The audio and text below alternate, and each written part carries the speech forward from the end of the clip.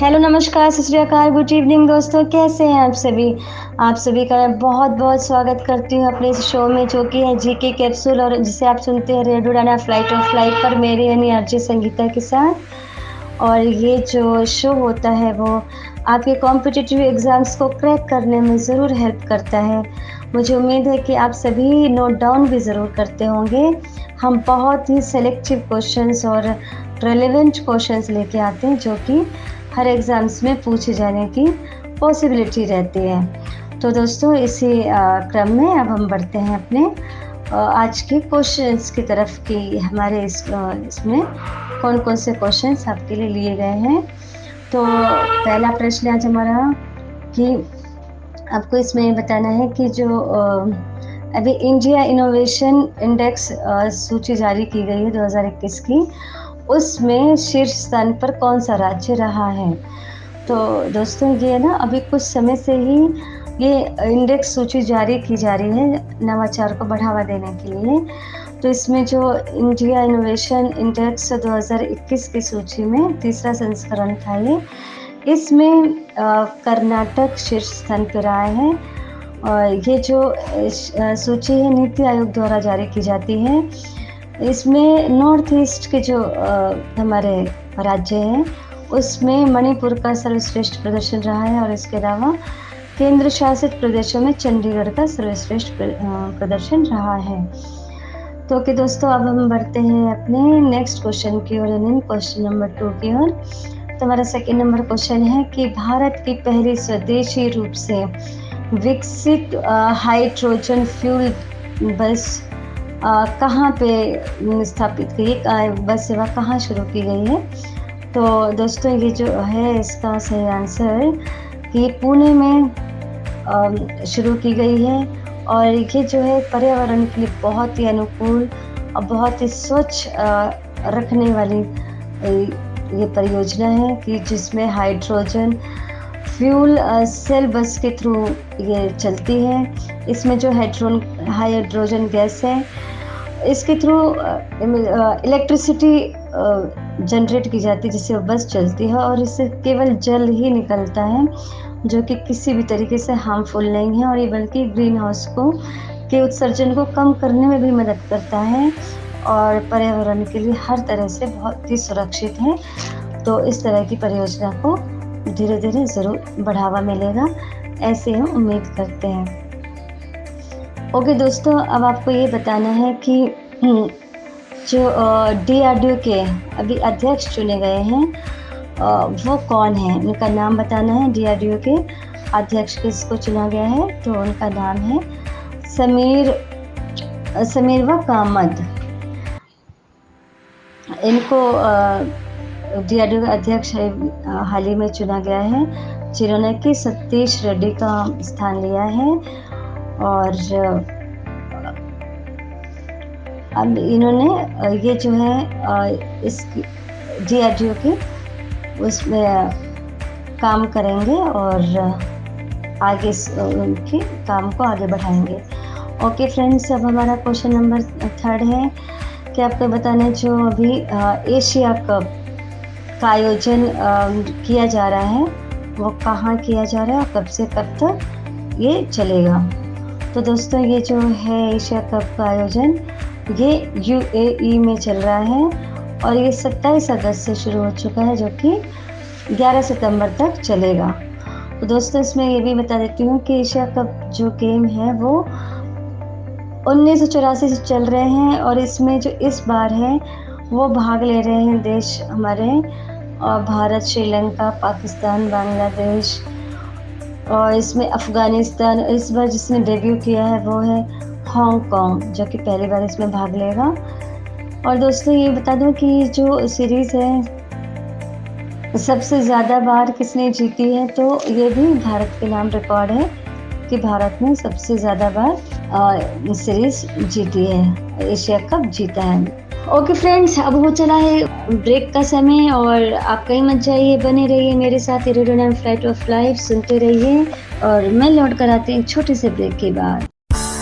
क्या आप आरजे बनना चाहते हैं? क्या आपको लगता है कि आपकी आवाज़ श्रोताओं को मंत्रमुग्ध कर सकती है? जी हाँ, रेडियो उड़ान आपके लिए लेकर आए हैं आरजे बनने का सुनहरा मौका। रेडियो उड़ान आरजे हंट सीजन 2 की अपार सफलता के बाद रेडियो उड़ान लाए हैं रेडियो उड़ान आरजे हंट सीजन 3, जिसमें आप जीत सकते हैं आरजे बनने का मौका। इतना ही नहीं, 10,000 तक के कैश प्राइजेस। तो सोचना कैसा, आज ही रेडियो उड़ान की वेबसाइट पे जाएं, लॉग ऑन करें www.radioudan.com और खुद को रजिस्टर करें। अधिक जानकारी के लिए हमें ईमेल करें danish.mahajan88@gmail.com।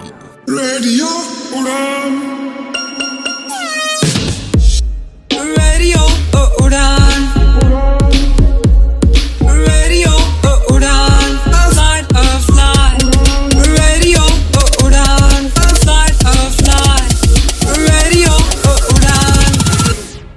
हमारा क्वेश्चन नंबर 4 है कि आपको इसमें ये बताना है कि अंतर्राष्ट्रीय महिला समानता दिवस कब मनाया जाता है। जी हाँ दोस्तों, महिला समानता दिवस कब मनाया जाता है, तो ये 26 अगस्त को मनाया जाता है, जो कि अमेरिका में खासकर ये मनाया जाता है क्योंकि इसी दिन वहाँ की महिलाओं को 1920 में वोट देने का संवैधानिक अधिकार मिला था। तो उनके इस अधिकार के दिवस को सेलिब्रेट करने के लिए मनाया जाता है। ओके फ्रेंड्स, अब हम बढ़ते हैं अपने नेक्स्ट क्वेश्चन की ओर। हमारा नेक्स्ट क्वेश्चन है कि आपको इसमें बताना है हाल ही में IMF यानी इंटरनेशनल मॉनेटरी फंड के लिए भारत के कार्यकारी निदेशक किसको चुना गया है। तो कार्यकारी निदेशक के पद के लिए भारत की ओर से KV सुब्रमण्यम को चुना गया है। ओके फ्रेंड्स, इसके साथ ये भी बता देते हैं हम कि जो IMF का हेडक्वार्टर है वो वॉशिंगटन में स्थित है। ये भी पता होना बहुत ज़रूरी है, इसलिए इसको भी ध्यान में रखिएगा। ओके फ्रेंड्स, अब हम बढ़ते हैं नेक्स्ट क्वेश्चन की ओर। हमारा नेक्स्ट क्वेश्चन है कि किसको 2021 के लिए 31वां व्यास सम्मान दिया गया। व्यास सम्मान यानी दोस्तों ये साहित्य के क्षेत्र में दिया जाता है उनकी उपलब्धियों के लिए। तो जो 2021 का व्यास सम्मान है वो डॉक्टर अजगर बजाज को दिया गया है। इनके साहित्यिक योगदान के लिए, इसमें खासकर अभी जो महाबली नाटक था उनका, उसके लिए ये दिया गया। इसके अलावा उन्हें बहुत से ये सम्मान पहले भी मिल चुके हैं। 2014 में संगीत नाटक अकादमी से भी इनको सम्मानित किया जा चुका है। तो दोस्तों, और ये जो पुरस्कार है व्यास सम्मान, ये 1991 से शुरू किया गया था और ये के बिड़ला फाउंडेशन द्वारा दिया जाता है। और अगर हम देखें कि इससे पहले किसको मिला था, तो इससे पहले शरद पवार को व्यास सम्मान दिया गया था। ओके फ्रेंड्स, अब हम बढ़ते हैं अपने नेक्स्ट क्वेश्चन की ओर, जो कि है आपको ये बताना है कि एक बहुत ही इंटरेस्टिंग क्वेश्चन है। जी हाँ, ये है कि महाराष्ट्र में पहला दिव्यांग पार्क कहाँ बनाया जा रहा है। जी हाँ दोस्तों, ये शायद मैंने भी पहली बार ही सुना है कि दिव्यांगजनों के लिए कोई विशेष पार्क बनाया जा रहा है। तो महाराष्ट्र में ये पहल हुई है, जो कि नागपुर में पहला दिव्यांग पार्क बनाया जा रहा है। वे इस मकसद से कि वहाँ पे दिव्यांगजनों को कौशल प्रशिक्षण दिया जा सके, उनके खेल कूद के लिए, उनके मनोरंजन के लिए सारी सुविधाएं हों, उनके अनुरूप हों। तो इन सब चीज़ों को ध्यान में रखते हुए, एक्सेसिबिलिटी को ध्यान में रखते हुए और उनकी सुविधाओं को ध्यान में रखते हुए ये पार्क बनाया जा रहा है। ओके फ्रेंड्स, अब बढ़ते हैं हम नेक्स्ट क्वेश्चन की ओर। हमारा नेक्स्ट क्वेश्चन है कि अनंगताल झील कहाँ है। अनंगताल झील कहाँ स्थित है। जी हाँ दोस्तों, भारत में तो बहुत तरह के बहुत सारी झील हैं और इस झील की खासियत ये भी है कि इसे राष्ट्रीय धरोहर की मान्यता दिए जाना प्रस्तावित है। तो दोस्तों, ये जो है झील दिल्ली में मेहरौली के पास है। इसे 11वीं शताब्दी में अनंगपाल तोमर ने बनवाया था, इसलिए उन्हीं के नाम पे अनंग झील का नाम पड़ा है। ओके फ्रेंड्स, अब हम बढ़ते हैं अपने नेक्स्ट क्वेश्चन की ओर। इसमें आपको बताना है कि अभी हाल ही में केंद्र सरकार ने किस ब्रांड के तहत वन नेशन और वन फर्टिलाइज़र की घोषणा की है। तो दोस्तों ये है भारत ब्रांड। भारत ब्रांड के तहत ये वन नेशन और वन फर्टिलाइज़र की घोषणा की गई है, ताकि इस ब्रांड के तहत ही खाद की खरीद फरोख्त है और किसानों तक पहुंचाया जाना है वो किया जाएगा, ताकि कोई भी धोखाधड़ी ना हो सके। ओके फ्रेंड्स, अब हो चला है छोटा ब्रेक का समय और आप कहीं मत जाइए, बने रहिए मेरे साथ रेडियो उड़ान फ्लाइट ऑफ लाइफ सुनते रहिए और मैं लौट कर आती हूँ एक छोटे से ब्रेक के बाद। अरे छोटी, क्या कर रही है? कुछ नहीं, बस न्यूज़ देख रही हूँ। ओह अच्छा। फॉरेन में तो आए दिन डिसेबिलिटी पर कॉन्फ्रेंस होती रहती है। हमारे यहाँ पता नहीं कब होगी कोई बड़ी इंटरनेशनल कॉन्फ्रेंस। अच्छा ये सुन, शीस प्रो और ICMR ला रहे हैं भारत का पहला इंटरनेशनल मेगा इवेंट, यानी global assistive technology expo and confest 2022 यानी गेटेक। इस इवेंट का मतलब भारत में दिव्यांगजनों के हेल्पफुल इक्विपमेंट और टेक्नोलॉजी में हो रहे नए नए इन्वेंशंस, रिसर्च और उनके मार्केट में अवेलेबिलिटी का प्रदर्शन है। इतना ही नहीं, डॉक्टर, साइंटिस्ट और एक्सपर्ट्स के जरिए थॉट्स का आदान प्रदान और इन्फॉर्मेशन को शेयर करना है। यह आयोजन दुनिया भर में उपयोग किए जाने वाले आधुनिक दिव्यांग सहायक उपकरणों में प्रौद्योगिकियों के बारे में जानने में मदद करेगा। अरे वाह, तो चले? अरे अभी नहीं। कब और कहाँ? ये event GMR ground Aerocity new Delhi में 7, 8 और 9 दिसंबर को आयोजित किया जाएगा। गेटेक में भारत और दुनिया के कई देशों से दिव्यांगजनों, डॉक्टरों, स्वयंसेवी संस्थाओं, शासकीय उपक्रमों एवं दिव्यांग सहायता उपक्रमों का विशाल समागम होगा। गेटेक को DRDO, WHO, पैरालंपिक इंडिया, सामाजिक एवं अधिकारिता मंत्रालय का सहयोग प्राप्त है। फ्रांस इस इवेंट के कंट्री पार्टनर है। इस मेगा इवेंट में शामिल होना ना भूलें। अधिक जानकारी के लिए वेबसाइट पर जाएं www.globalassistivetech.com या फिर हमें इस नंबर पर संपर्क करें 9910717913 या फिर हमें मेल करें gaurav@iconx.in। जी हाँ दोस्तों, ब्रेक के बाद एक बार फिर से आप सभी का स्वागत है मेरे इस शो में, जो कि आप सुन रहे हैं रेडियो उड़ान फ्लाइट ऑफ लाइफ पर GK कैप्सूल मेरे यानी RJ संगीता के साथ। और हम बढ़ते हैं अपने और प्रश्नों की तरफ, ताकि ज़्यादा से ज़्यादा क्वेश्चन कवर हो सके और आपका टाइम ज़ाया ना जाए। तो ओके फ्रेंड्स, हम हमारा नेक्स्ट क्वेश्चन है कि आपको इसमें ये बताना है कि सबसे बड़ा द्वीप यानी आइलैंड कौन सा है। वर्ल्ड का सबसे बड़ा द्वीप कौन सा है? तो दोस्तों ये है ग्रीनलैंड। द्वीप ग्रीनलैंड। अगर महाद्वीप पूछा जाए तो उसका उत्तर होगा एशिया, पर आइलैंड में ग्रीनलैंड सबसे बड़ा है। ओके फ्रेंड्स, इसके साथ ही आपको हम नेक्स्ट क्वेश्चन में ये पूछते हैं कि जो कि बहुत ही इजी क्वेश्चन है, फिनलैंड की राजधानी क्या है? तो फिनलैंड की राजधानी तो बहुत इजी है, मनीला। तो ये आपको याद भी रहेगा, मनीला इसकी राजधानी है। ओके फ्रेंड्स, अब हम बढ़ते हैं अपने नेक्स्ट क्वेश्चन की ओर। नेक्स्ट क्वेश्चन है कि ये विरूपाक्ष मंदिर किस राज्य में स्थित है? अभी हाल ही में सुर्खियों में ये चर्चा में रहा है, तो ये बताना कि विरूपाक्ष मंदिर किस राज्य में है। तो दोस्तों ये ये कर्नाटक में स्थित है। विरूपाक्ष मंदिर इस 7वीं सदी का बना हुआ मंदिर है, जो कि शिव जी भगवान के लिए समर्पित है। शिव मंदिर है ये एक तरह से, और ये हम्पी तुंगभद्रा नदी के किनारे है, जो कि यूनेस्को में इसे विश्व धरोहर का दर्जा भी मिला हुआ है। तो दोस्तों इसे याद रखना आपको कि ये कर्नाटक में है। ओके फ्रेंड्स, अब आपको बताना है कि अभी हाल ही में कांग्रेस के एक वरिष्ठ नेता ने कांग्रेस पार्टी से त्याग पत्र दिया है। तो उनका नाम बताना है कि वो कौन है। तो जी हाँ दोस्तों, बिल्कुल ताज़ा खबर है, अभी अभी की है कि जो कांग्रेस ने त्याग पत्र दिया है गुलाम नबी आज़ाद जो कि जम्मू कश्मीर के बहुत लंबे समय तक मुख्यमंत्री भी रहे हैं और बहुत ही वरिष्ठ नेता रहे हैं और कई केंद्रीय मंत्री पद पर रहे हैं और राज्यसभा के सांसद भी रहे हैं।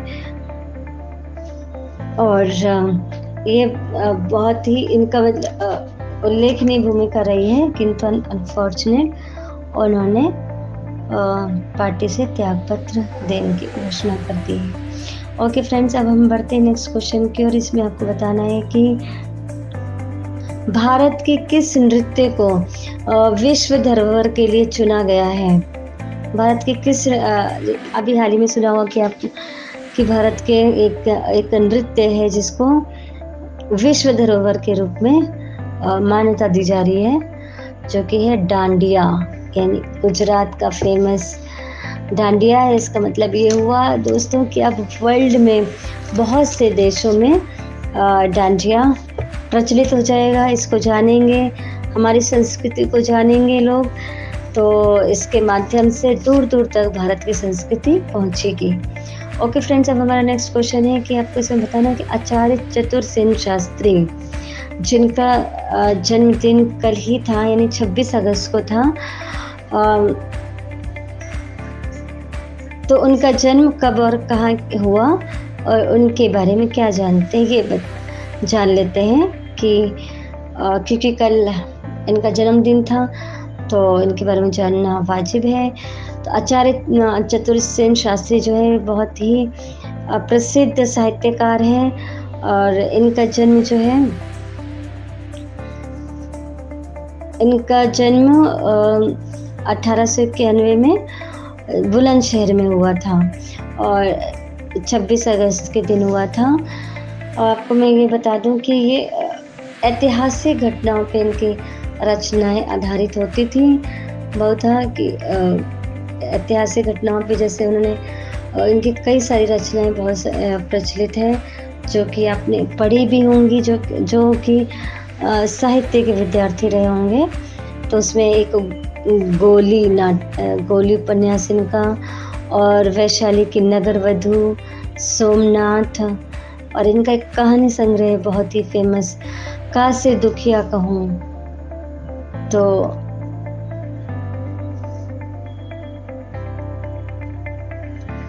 दोस्तों अब आपको ये हमेशा याद रहेगा आचार्य चतुरसेन शास्त्री कौन थे इस बारे में। ओके फ्रेंड्स, अब हम बढ़ते हैं नेक्स्ट क्वेश्चन की ओर, जिसमें आपको ये बताना है कि मदर टेरेसा कौन थी और इनका जन्म कब हुआ था। तो दोस्तों मदर टेरेसा, जैसा कि आपने इनके बारे में बहुत पढ़ा होगा कि दया की मूर्ति थी, बहुत ही सहृदयी महिला थी जो कि जिनके हृदय में सबके लिए, सब वर्गों के लिए बेहद करुणा थी। गरीब, बीमार, कमज़ोरों की सेवा करना ही उनका मकसद बन चुका था, उनका उद्देश्य है। और वो मरते दम तक रोगियों की सेवा करती रही, खासकर जो कोढ़ रोग से पीड़ित हुआ करते थे, तो उनकी तहे दिल से वो सेवा करते थे। उनका हृदय एकदम करुणा से भरा हुआ था। तो मदर टेरेसा का जन्म जो है कि 1910 में एक अल्बानियाई फैमिली में हुआ था। इनको इनके कार्यों के लिए शांति नोबेल पुरस्कार भी दिया गया 1989 में भारत में। इन्होंने कलकत्ता में इनका मेन था जो मिशनरियों की स्थापना की थी इन्होंने, और उसी के ज़रिए ये अपना सेवा कार्य करती थी। जो मिशनरी और चैरिटीज़ का काम करते थे उसके थ्रू। दोस्तों ये मैसेडोनिया की रहने वाली थी और 1950 में भारत में इन्होंने मिशनरी की स्थापना की थी कलकत्ता में। तो ये आपको याद रखना है कि इनका जन्म जो है 26 अगस्त 1910 को हुआ था। ये महान विभूति हैं जो विदेशी धरती पे जन्मी और भारत की इतनी सेवा की इन्होंने। ये बहुत ही गर्व की बात है हमारे लिए। ओके फ्रेंड्स, अब हम बढ़ते हैं नेक्स्ट क्वेश्चन को। नेक्स्ट क्वेश्चन है हमारा कि संस्कृतिकरण शब्द किस विषय से संबंधित है?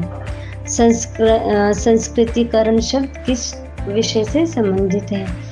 तो दोस्तों संस्कृतिकरण जो शब्द है वो समाज शास्त्रीय विषय से संबंधित है, क्योंकि आपको ऑप्शन में बहुत सारे ऑप्शन देखने को मिलेंगे कि भूगोल से, विज्ञान से, साहित्य से, भाषा से। आपको कंफ्यूज नहीं होना और आपको याद रखना है कि समाज शास्त्री से ये संबंधित है कि अवधारणा से संबंधित है, क्योंकि इसमें ये माना जाता है कि ये दो तरफा अवधारणा है जिसमें कि आदान प्रदान चलता है और हम एक दूसरे की संस्कृति को जानते हैं, मानते हैं, स्वीकार करते हैं। तो इसमें अल्पसंख्यक जो होते हैं किसी भी संस्कृति के, वो बहुसंख्यक की संस्कृति को पहचानते हैं, जानते हैं, स्वीकार करते हैं। बहुसंख्यक अल्पसंख्यक संस्कृति से परिचित होते हैं और उसको स्वीकार करते हैं। तो ये पूरी तरह से आदान प्रदान पर आधारित होती है, इसलिए समाजशास्त्रीय विषय से संबंधित है। ओके फ्रेंड्स, अब हम बढ़ते हैं अपने नेक्स्ट क्वेश्चन की ओर, जो कि है डोलू कुनेथा क्या है? जी हाँ दोस्तों, डोलू कुनेथा ऐसा लग रहा है ना किसी दवा का नाम होगा, पर नहीं दोस्तों, ये भी एक प्रकार की हमारी नाट्य कला है, नृत्य कला, बेहद ज़बरदस्त नृत्य कला है और जो कि बहुत ही ऊर्जा से भरपूर यह नृत्य होता है। और ये भी कर्नाटक का फेमस प्रचलित एक नाटक है जो कि बहुत ही परंपरागत नृत्य माना जाता है। इसमें 10 से 12 समूह में नृत्य किया जाता है और ये भी जो है शिव जी भगवान को बहुत लोकप्रिय नृत्य माना जाता है। ओके फ्रेंड्स, अब हम बढ़ते हैं अपने एक छोटे से ब्रेक की तरफ और अब कहीं मत जाइए, मैं लौट के आती हूँ ब्रेक के उस पार। सुनते रहिए आप रेडियो उड़ान फ्लाइट ऑफ लाइफ। क्या आप आरजे बनना चाहते हैं? क्या आपको लगता है कि आपकी आवाज श्रोताओं को मंत्र मुग्ध कर सकती है? जी हाँ, रेडियो उड़ान आपके लिए लेकर आए हैं आरजे बनने का सुनहरा मौका। रेडियो उड़ान आरजे हंट सीजन 2 की अपार सफलता के बाद रेडियो उड़ान लाए हैं रेडियो उड़ान आरजे हंट सीजन 3, जिसमें आप जीत सकते हैं आरजे बनने का मौका। इतना ही नहीं, 10,000 तक के कैश प्राइजेस। तो सोचना कैसा, आज ही रेडियो उड़ान की वेबसाइट पे जाएं, लॉग ऑन करें www.radioudan.com और खुद को रजिस्टर करें। अधिक जानकारी के लिए हमें ईमेल करें danish.mahajan88@gmail.com। रेडियो उड़ान, Radio Udan, Radio Udan, flight of light. Radio Udan, flight of light. Radio Udan. जी हाँ दोस्तों, ब्रेक के बाद फिर से मैं लौट के आ चुकी हूँ, यानी आरजे संगीता, और आप मेरे साथ सुन रहे हैं जीके कैप्सूल यानी रेडियो उड़ान फ्लाइट ऑफ लाइफ पर। तो दोस्तों, अब हम अपने शो के अंतिम पड़ाव पर पहुँच चुके हैं। तो अब हम देख लेते हैं कि हमारे लास्ट सेगमेंट में कौन कौन से क्वेश्चन हैं। तो कि फ्रेंड्स, इसमें अब हमारा क्वेश्चन आ जाता है कि दास उन्मूलन दिवस कब मनाया जाता है? जी हाँ दोस्तों, बिल्कुल सही सुना आपने कि दास उन्मूलन दिवस भी मनाया जाता है, जो कि ये 23 अगस्त को मनाया जाता है। ये दास व्यापार के उन्मूलन के लिए एक दिन निर्धारित किया गया है, 23 अगस्त का मनाया जाता है। इसमें इसका उद्देश्य ये है कि इसकी जो त्रासदी है, इसकी जो भयावहता है, जो इस दास प्रथा में जो लोगों को अत्याचार झेलने पड़ते थे और जो उनके साथ जुल्म ढाया जाता था, उससे अवेयर करने के लिए, ताकि इस तरह की चीज़ें ना हो और जहाँ कहीं हो उसको बंद कर दिया जाए। तो उसकी जो बर्बरता है उससे जागरूक कराने के लिए दिवस मनाया जाता है। और दोस्तों, आपने पढ़ा होगा हिस्ट्री में कि ट्रांस अटलांटिक दास व्यापार जो था, उसमें मतलब 400 से अधिक सालों तक बच्चों समेत, इतने बच्चे और बच्चों समेत जो 15 मिलियन से भी अधिक लोग जो है इससे प्रभावित रहे हैं, प्रताड़ित रहे हैं। और इससे मुक्त कराना बहुत ही एक चैलेंजिंग काम बन गया था। तो इन्हीं चीज़ों को ध्यान में रखते हुए ये दिवस मनाया जाता है। ओके फ्रेंड्स, अब हम बढ़ते हैं नेक्स्ट क्वेश्चन की ओर। इसमें आपको बताना है कि जो इंडियन इनोवेशन इंडेक्स है वो कौन से मंत्रालय द्वारा जारी किया जाता है। तो अभी पीछे क्वेश्चन में मैंने आपको बताया था कि ये नीति आयोग के द्वारा निकाला जाता है। ये भारत में नवाचार को बढ़ावा देने के लिए ये निकाला जा रहा है और इसमें तरह तरह नवाचार के लिए कौन कौन सी योजनाएं होनी चाहिए, कदम होने चाहिए, इसके लिए योजनाएं बनाई जाती हैं। ओके फ्रेंड्स, अब आपको ये बताना है कि जो हाल ही में श्रीलंका के नए राष्ट्रपति के रूप में किसको चुना गया है। जी हाँ दोस्तों, जैसे कि आप जानते हैं कि आज सुर्खियों में श्रीलंका है, हमारा पड़ोसी देश जो कि बेहद आर्थिक तंगी से गुजर रहा है, आर्थिक संकट में है और उसकी वजह से वहाँ पर बेहद उथल पुथल, अव्यवस्था, अशांति फैल चुकी है। तो इसी बीच में वहाँ पे नए राष्ट्रपति चुने गए हैं जो कि हैं राणे विक्रमसिंघे। इन्हें राष्ट्रपति के रूप में चुना गया है। ये पहले भी 6 बार प्रधानमंत्री वहाँ के रह चुके हैं। तो हम आशा करते हैं कि ये वहाँ के हालात को सुधारने में ज़रूर अपनी महत्वपूर्ण भूमिका निभाएंगे और जो बिगड़े हालात हैं वो पटरी पर शीघ्र ही ले आएंगे। ओके फ्रेंड्स, अब हम बढ़ते हैं अपने नेक्स्ट क्वेश्चन की ओर। इसमें आपको बताना है कि हाल ही में इसरो का जो एक्सपो सेट है वो एक्सपो सेट मिशन किसका अध्ययन करने के लिए डिज़ाइन किया गया है। जी हाँ दोस्तों, इसरो ने जो एक्सपो सेट है वो किसका अध्ययन करने के लिए डिज़ाइन किया है। तो दोस्तों ये जो है कॉस्मिक एक्सरे का अध्ययन करने के लिए ये डिज़ाइन किया गया है। ओके फ्रेंड्स, अब हम बढ़ते हैं अपने लास्ट क्वेश्चन की तरफ जो कि है आज ये विशिंग शब्द किससे रिलेटेड है, किससे जुड़ा हुआ है, जो कि अभी हाल ही में काफ़ी सुर्खियों में रहा है। तो दोस्तों मैं आपको बता देती हूँ कि ये जो है एक तरह का साइबर अपराध है जो कि वॉइस फिशिंग के रूप में भी जाना जाता है, लेकिन ये उससे भी एडवांस वर्जन है। हालांकि जो विशिंग होती है उसमें यही होता है कि फ़ोन कॉल के थ्रू जो फ्रॉड किए जाते हैं, कस्टमर से उनकी निजी जानकारी लेके OTP वगैरह जान के, पिन नंबर वगैरह, तो फ्रॉड किया जाता है। पर अब इसके भी काफ़ी तरीके चेंज हो चुके हैं। अब इसमें लोग ये भी करने लगे हैं कि वो ईमेल के थ्रू किसी वेबसाइट पे या आपका कोई ऑर्डर है तो उसे कैंसिल करने के लिए कहेंगे, कोई मेल आएगा तो उसमें कस्टमर केयर नंबर भी दिया रहता है जिसमें कांटेक्ट करने के लिए कहते हैं।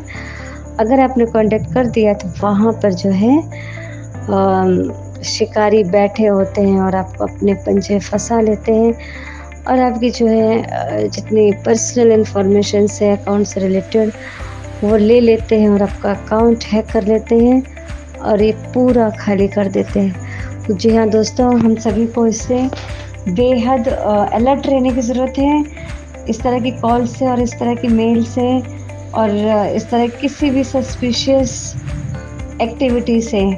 तो प्लीज़ अवेयर रहिए, बी केयरफुल और अपना ध्यान रखिए। शब्बा खैर, आज का शो यहीं ख़त्म होता है। हम मिलते हैं फिर नेक्स्ट मंडे ठीक बिल्कुल इसी समय 10 o'clock रेडियो उड़ान फ्लाइट ऑफ लाइफ पर, और आप सुनते रहिए रेगुलर रेडियो उड़ान फ्लाइट ऑफ लाइफ और फीडबैक और अपने सुझाव हमें देते रहिए और किस तरह के प्रोग्राम आपको पसंद है। हमारा यूट्यूब चैनल भी है, उस पर भी कमेंट कर सकते हैं, रेडियो उड़ान की वेबसाइट पे फीडबैक दे सकते हैं। तो ओके फ्रेंड्स,